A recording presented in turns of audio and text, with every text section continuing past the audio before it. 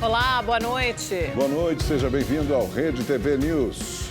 O presidente Lula se reúne com o ministro das Relações Exteriores da Rússia, Sergei Lavrov, em Brasília.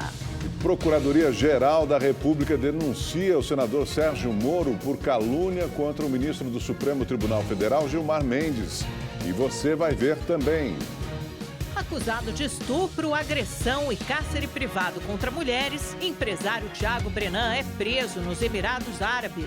Fiscalização encontra equipamentos quebrados e leitos vazios em hospitais federais no Rio de Janeiro. Justiça da França absolve Air France e Airbus pelo acidente que matou 228 pessoas em 2009. A aeronave caiu perto de Fernando de Noronha. Essas e outras notícias você vê aqui no Rede TV News. Uma comissão formada por deputados federais vistoriou os hospitais da União no Rio de Janeiro e encontrou uma situação preocupante. Alguns estão sucateados, faltam médicos e muitos leitos estão vazios por diversos problemas. A comitiva visitou as 4 unidades do Instituto Nacional do Câncer, o INCA. Na do Santo Cristo, na zona portuária, havia equipamentos quebrados que já deveriam ter sido descartados e outros novos fora de uso, fiação exposta e camas amontoadas em depósitos. Hoje a gente tem muitos pacientes esperando para fazer uma radioterapia. Vocês viram aqui um setor fechado de radioterapia e também no INCA 1, outro setor fechado de radioterapia.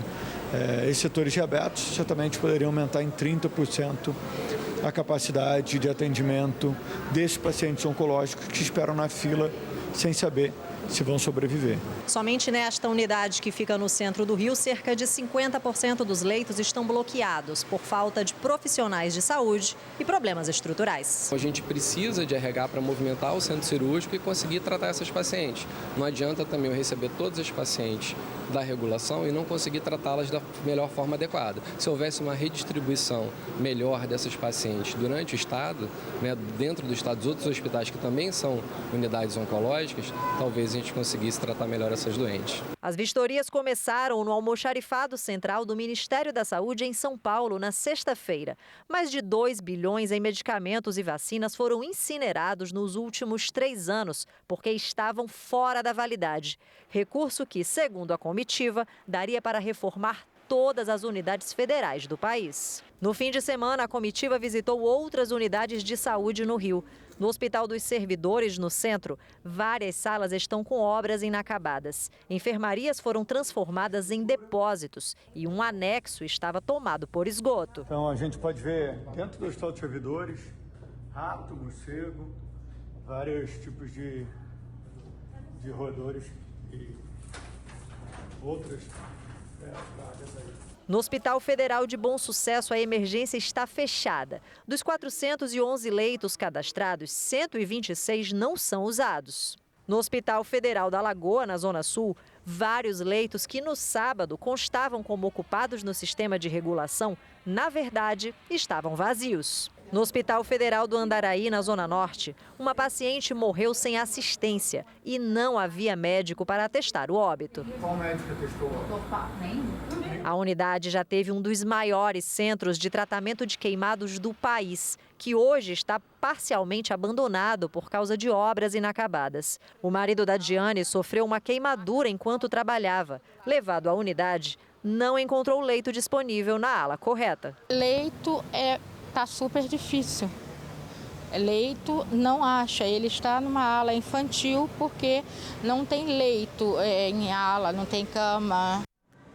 Em nota, o Ministério da Saúde informou que reabriu mais de 300 leitos, ampliando o atendimento para a população em diversas especialidades, que ainda pretende reabrir outras vagas. Disse ainda que na última sexta-feira foi instituído um grupo de trabalho que vai elaborar um plano de emergência para combater os problemas na rede hospitalar federal do Rio de Janeiro. A segunda etapa da campanha de imunização contra a gripe na cidade de São Paulo começou hoje. Profissionais da saúde, da educação e também pessoas com comorbidades poderão ser imunizadas. Casados há mais de 50 anos, seu Luiz e Dona Maria vieram juntos tomar a vacina contra a gripe. A gente veio logo, aproveitar, porque isso é bom para nós.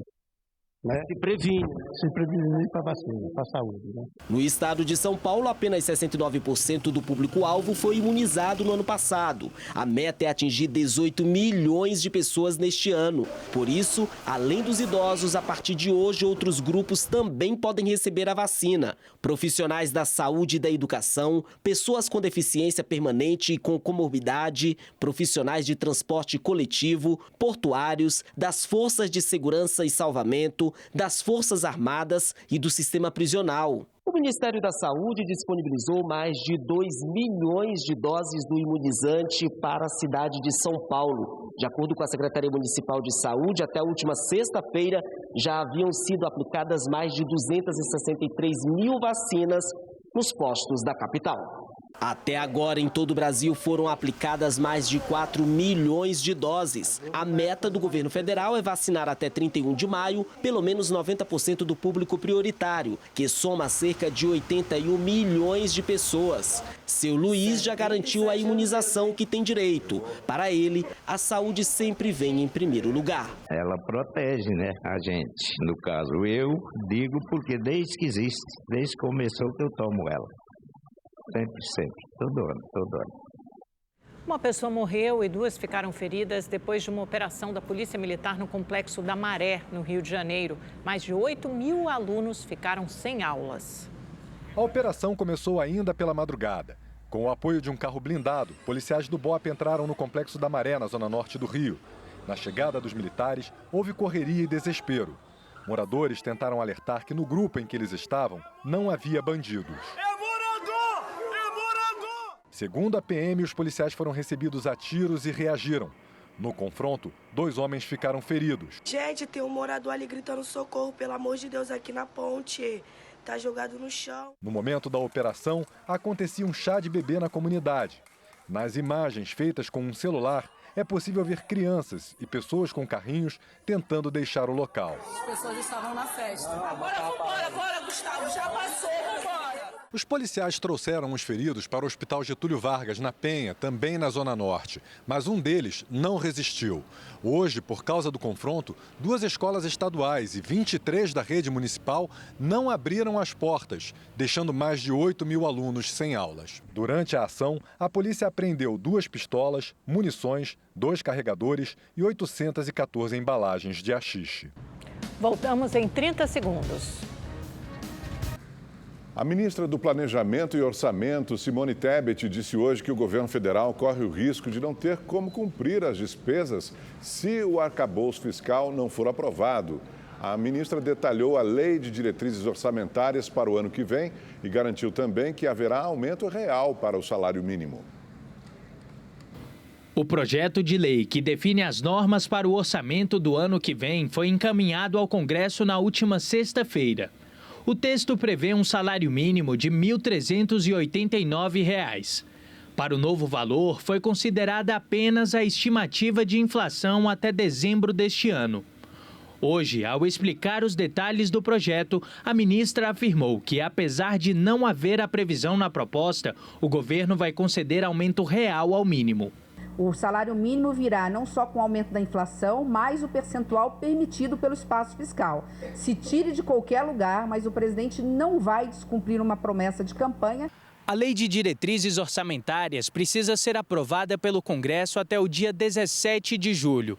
O relator da proposta será o deputado Luiz Carlos Mota, do PL, partido do ex-presidente Jair Bolsonaro. O projeto encaminhado pelo governo federal prevê ainda despesas de R$ 172 bilhões, condicionadas à aprovação do novo arcabouço fiscal. O texto com a proposta da nova regra de controle de gastos públicos permite o aumento das despesas em 70% do que for arrecadado a mais pelo governo. A ministra Simone Tebet explicou que, sem essa mudança, o governo terá apenas R$ 24 bilhões para gastar no ano que vem. Dinheiro que dá apenas para cumprir as despesas obrigatórias, como o pagamento de salários e material de escritório. Nós estamos falando que, se não aprovarmos o arcabouço fiscal ou alguma com alguma alteração ou não, mas o arcabouço fiscal, nós não temos recurso para o Minha Casa Minha Vida. Todos os programas sociais ficariam comprometidos naquilo que avançou do ano passado para cá. O ministro de Relações Institucionais, Alexandre Padilha, voltou a dizer que o governo espera que o arcabouço fiscal seja aprovado antes mesmo da votação da LDO. Para o governo, a centralidade é que o texto possa tramitar o mais rápido possível e que possa ser aprovado nesse semestre, exatamente porque ele define diretrizes tanto para a lei de diretrizes orçamentárias quanto para o orçamento que vai ser apresentado pelo calendário apresentado no começo do segundo semestre. O Supremo Tribunal Federal começa a analisar amanhã as denúncias apresentadas pelo Ministério Público contra 100 pessoas envolvidas nos ataques golpistas de 8 de janeiro. Elas são acusadas por tentativa de golpe de Estado, tentativa de abolição do Estado Democrático de Direito e ameaça contra patrimônio da União. Se as acusações forem aceitas, os envolvidos passam a ser réus. A análise será feita pelo plenário virtual até o dia 24.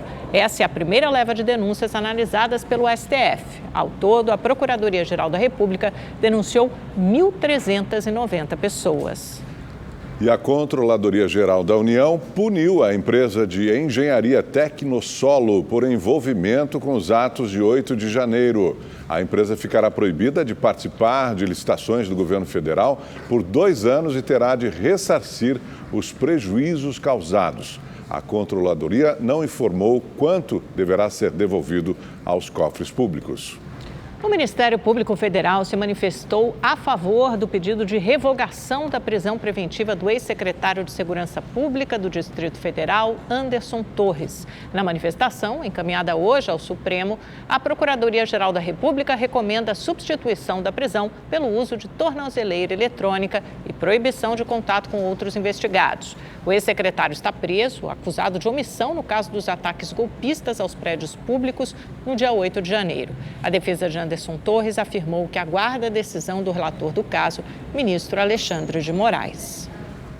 A vice-procuradora-geral da República, Lindora Araújo, denunciou o senador Sérgio Moro, do União Brasil do Paraná, por calúnia contra o ministro Gilmar Mendes, do Supremo Tribunal Federal. A denúncia se refere a um vídeo divulgado na última sexta-feira, em que o senador falou que poderia comprar um habeas corpus do ministro. Não, isso é fiança, instituto, para comprar um habeas corpus do Gilmar Mendes. Não, tá muito... Na ação apresentada ao STF, a vice-procuradora-geral pede a perda de mandato de Moro caso o senador seja condenado a mais de 4 anos de prisão. O senador Sérgio Moro afirmou que o vídeo está fora de contexto. O presidente Lula se reuniu hoje com o ministro das Relações Exteriores da Rússia, Sergei Lavrov. Vamos a Brasília conversar com a repórter Maria Ferreira, que tem mais informações. Oi, Maria, boa noite. Algumas declarações controversas do presidente Lula que hoje geraram reações à altura, tanto dos Estados Unidos como da União Europeia. Mas primeiro vamos ao encontro com o chanceler russo. Boa noite para você. Boa noite para você, Amanda. Boa noite, Augusta, a todos que nos acompanham aqui. Pois é, o ministro de Putin se reuniu com o presidente Lula no Palácio do Alvorada, aqui em Brasília. Esse encontro acontece em um momento em que o governo brasileiro tenta dar início a um diálogo de paz entre Rússia e Ucrânia. Lula tem defendido a criação de uma espécie de clube da paz que vai incluir alguns países, entre eles o Brasil, para mediar o fim da guerra entre Rússia e Ucrânia. Além disso, o presidente Lula afirmou, como você disse, durante viagem à China, que os Estados Unidos estão encorajando a guerra na Ucrânia. Essa declaração dele foi criticada pela Casa Branca e também pela União Europeia. O chanceler russo acabou transmitindo ao presidente Lula um convite de Vladimir Putin para que ele participe de um fórum econômico que vai acontecer na Rússia em junho, mas o presidente Lula ainda não confirmou se vai poder comparecer. Mais cedo, Sergei Lavrov se encontrou no Itamaraty com o ministro de Relações Exteriores, Mauro Vieira. Após a reunião, ele disse que o Brasil e a Rússia têm visões similares em relação a vários temas da agenda internacional. O chanceler brasileiro, ministro Mauro Vieira, criticou as sanções impostas contra a Rússia por alguns países do Ocidente e reforçou a defesa pelo fim da guerra. Vamos ouvir o que ele disse. Reiterei nossa posição em favor de um cessar-fogo imediato, de respeito ao direito humanitário e de uma solução negociada com vistas a uma paz duradoura que contemple as preocupações securitárias de ambos os lados. Também reiterei a posição brasileira à aplicação de sanções unilaterais. Tais medidas, além de não contarem com a aprovação do Conselho de Segurança das Nações Unidas, têm impactos negativos sobre as economias de todo o mundo, em especial em países em desenvolvimento, muitos dos quais ainda não se recuperaram plenamente da pandemia. Mauro Vieira e Sergei Lavrov também discutiram sobre o interesse dos dois países em aprofundar o intercâmbio comercial entre Rússia e Brasil. Segundo o ministro brasileiro, isso vai permitir que o comércio bilateral ultrapasse a meta de 10 bilhões de dólares. No ano passado, o recorde foi de 9 bilhões e 800 milhões. Os dois governos ainda debateram sobre cooperação bilateral em ciência e tecnologia, meio ambiente e energia. O chanceler brasileiro ainda afirmou que conversou com Sergei Lavrov para garantir o fornecimento de fertilizantes para a agricultura brasileira. A Rússia, só para lembrar, é responsável por 1/4 dos fertilizantes do Brasil. E essa é uma pauta muito importante para o governo federal. Eu volto com vocês. Obrigado, Maria. O vice-presidente Geraldo Alckmin anunciou a criação de um grupo de trabalho para ampliar a oferta e reduzir o preço do gás natural. O anúncio foi feito durante um seminário na Fiesp, a Federação das Indústrias de São Paulo. O país produz 140 milhões de metros cúbicos de gás natural por dia, só que a metade volta para os reservatórios. Parte disso é pela técnica utilizada no mundo todo para aumentar a produção de petróleo. No Brasil, outra questão é a falta de rotas para escoamento do gás. Por sugestão da Fiesp, o governo criou um grupo de trabalho para fomentar a produção de gás no Brasil, formado pelos Ministérios de Minas e Energia, Casa Civil, Indústria e Comércio, além da Petrobras e produtores independentes. Poder trabalhar no sentido de como ter melhor oferta, mais gás natural, que é um insumo fundamental para a indústria química, fertilizantes, cerâmica, até para o comércio também. Ele é muito importante, vidro, e, por exemplo, na cerâmica, ele é 35% do custo do produto é gás natural. Então, é muito importante a gente reduzir esse valor do gás natural, não para um setor, mas reduzi-lo para todos. O presidente da Petrobras, Jean Paul Prates, garantiu que a estatal fará investimentos em combustíveis fósseis. Não irá faltar investimento nem para petróleo, nem para gás. E não irá faltar investimento também para fazer a transição energética, usando inclusive o gás como combustível de transição e o hidrogênio a seguir. A Petrobras anunciou hoje redução de 8,1% no preço do gás natural a partir de 1º de maio. Segundo a empresa, a queda é reflexo das oscilações do petróleo tipo Brent e da taxa de câmbio. Com o reajuste, o gás vendido pela Petrobras às distribuidoras acumula redução de 19% no ano. Segundo a estatal, essa atualização do preço do gás natural não afeta o gás de cozinha, o GLP, envasado em botijões ou então vendido a granel. Os estudantes que vão fazer o Exame Nacional do Ensino Médio deste ano já podem pedir isenção da taxa de inscrição. Tem direito quem está cursando o último ano do ensino médio em escolas da rede pública ou tenha sido bolsista integral na rede privada. Também podem pedir pessoas com renda familiar inferior a 1,5 salário mínimo ou estudantes com declaração de vulnerabilidade econômica e inscritos no CadÚnico do governo federal. O pedido deve ser feito no site enem.inep.gov.br/participante. O prazo termina no dia 28 de abril.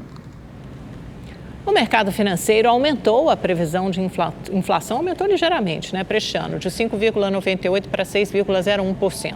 A projeção para o PIB, que é a soma de todas as riquezas do país, ficou praticamente estável, passou de 0,91% para 0,9%.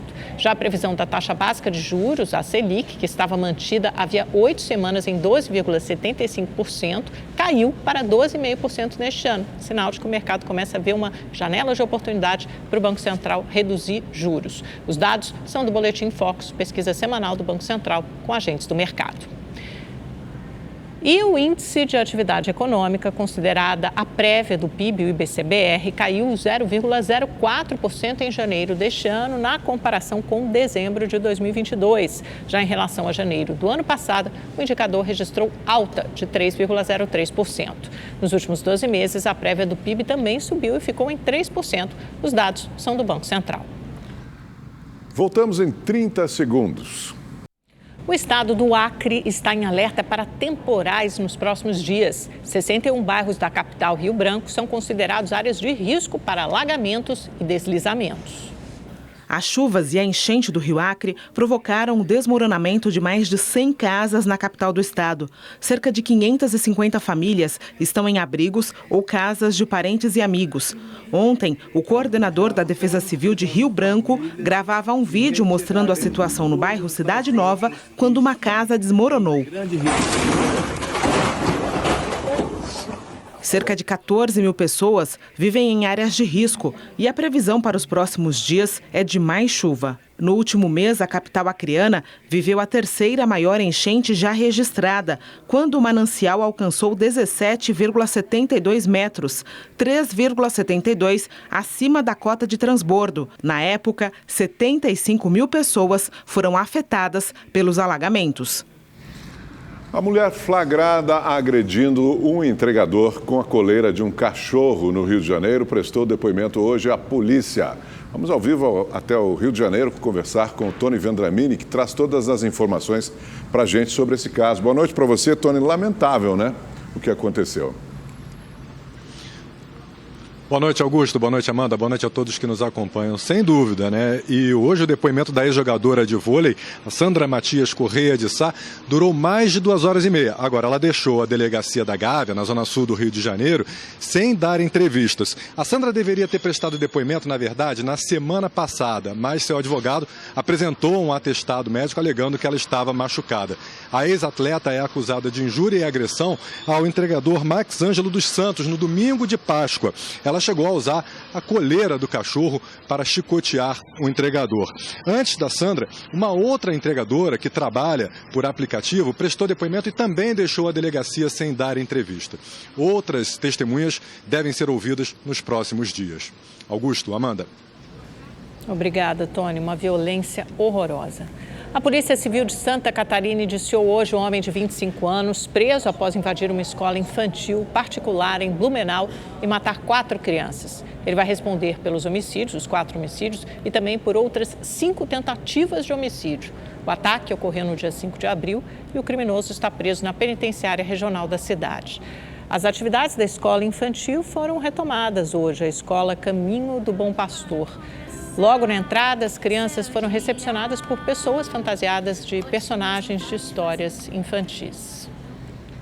A concessionária que opera as linhas 8 e 9 do transporte ferroviário metropolitano em São Paulo apresentou hoje ao governo do estado e ao Ministério Público uma proposta que prevê investimentos de até 87 milhões de reais em melhorias na infraestrutura. Ao vivo, a repórter Valéria Luizetti traz mais informações para a gente. Boa noite, Valéria. Já estava havendo muitas falhas aí, por isso essa proposta, né? Exatamente. Boa noite, Augusto, Amanda, a todos que nos acompanham. A proposta foi entregue depois que o Ministério Público de São Paulo determinou que a empresa Via Mobilidade apresentasse uma proposta de melhorias nas vias. De acordo com a concessionária, o investimento será realizado em 5 frentes. São elas: na modernização da estação Antônio João, que aqui é onde nós estamos, na ampliação do mezanino e instalação de escadas rolantes na estação Barra Funda, na instalação de passarelas na estação Presidente Altino, na ampliação no número de catracas da estação Primavera Interlagos pagos e a implantação de tecnologia ao longo das linhas, principalmente para que os passageiros consigam ter acesso em tempo real às informações de chegadas e partidas dos trens. O Ministério Público de São Paulo investiga a empresa depois de uma série de falhas de operação, depois que a Via Mobilidade assumiu as linhas 8 e 9 dos trens em janeiro de 2021. Do início do ano passado até esse primeiro trimestre, aconteceram 115 falhas. No dia 13 deste mês, a Via Mobilidade já havia feito uma outra proposta de investimento no valor de 117 milhões de reais, que seriam feitos principalmente destinados integralmente à recuperação dos trilhos e dormentes das vias. Essa proposta agora vai ser analisada pelo governo de São Paulo e pelo Ministério Público. Caso não seja acatada, o MP pode pedir a extinção do contrato de concessão das linhas com a Via Mobilidade na Justiça. Amanda Augusto. Obrigada, Valéria. A Polícia Científica de Pernambuco concluiu que um curto-circuito em um ventilador causou um incêndio que deixou 4 mortos num abrigo para crianças no Recife, né, gente? Foi uma tragédia, vocês lembram, aconteceu na última sexta-feira e deixou ao menos 15 feridos. 10 crianças e um adulto continuam internados em estado grave em hospitais da região metropolitana da capital pernambucana e outras 2 crianças receberam alta. Segundo a Polícia Científica do Estado, a possibilidade de ato criminoso está descartada. E o Rede TV News fica por aqui. Muito obrigada pela companhia. Uma ótima noite para você e boa semana que está só começando, né, Augusto? Com muita notícia. Obrigado pela sua audiência. Então, até amanhã, 7h30 da noite, aqui no Rede TV News. Boa noite.